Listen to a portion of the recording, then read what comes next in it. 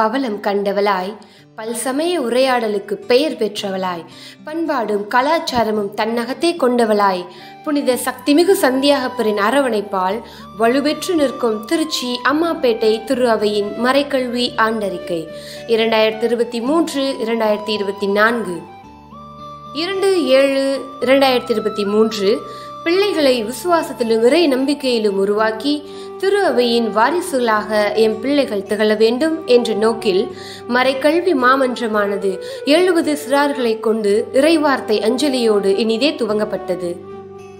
23/7/2023 பாட்டியை போன்று சிறந்த மருத்துவரும் இல்லை, தாத்தாவை விட உயர்ந்த ஆசிரியரும் இல்லை.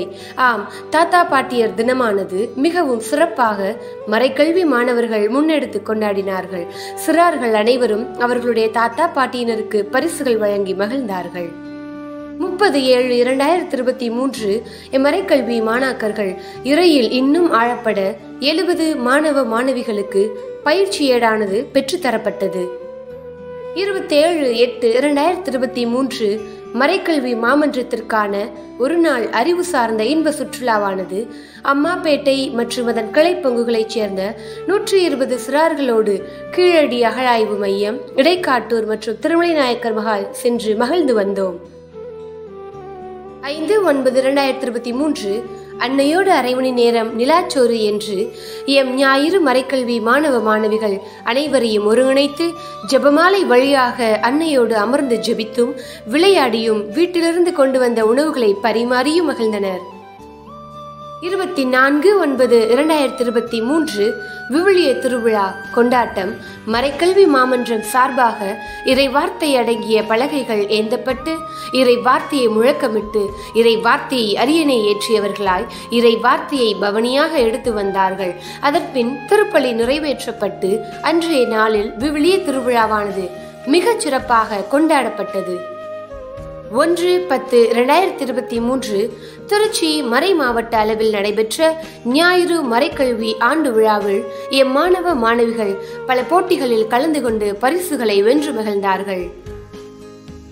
1/11/2023 அனைத்து புனிதர்களின் திருவிழா புனிதர்களாக மறைக்கல்வி மாமன்றம் குழந்தைகள் வேடமிட்டு எம் ஆலய நுழைவாயிலிருந்து பவனியாக வந்து திருப்பலி நிறைவேற்றி திருப்பலி முடிவில் மாணவர்கள் தாங்கள் வேடமிட்டிருந்த புனிதர்கள் பற்றி மக்களுக்கு எடுத்து கூறி மகிழ்ந்தார்கள்.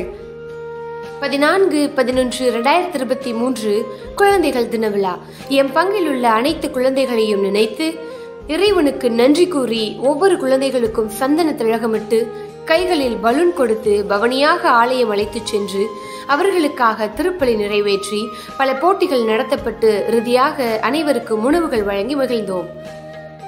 28/12/2023 மாசில்லா குழந்தைகள் தின விழா சாண்டா 2023 என்ற தலைப்பின் கீழ் மறைக்கல்வி மாமன்றம் சிறப்பாக முன்னெடுத்து பல்வேறு கலை நிகழ்ச்சிகள் வழங்கி பங்கு மக்களை மகிழ்வித்தார்கள்.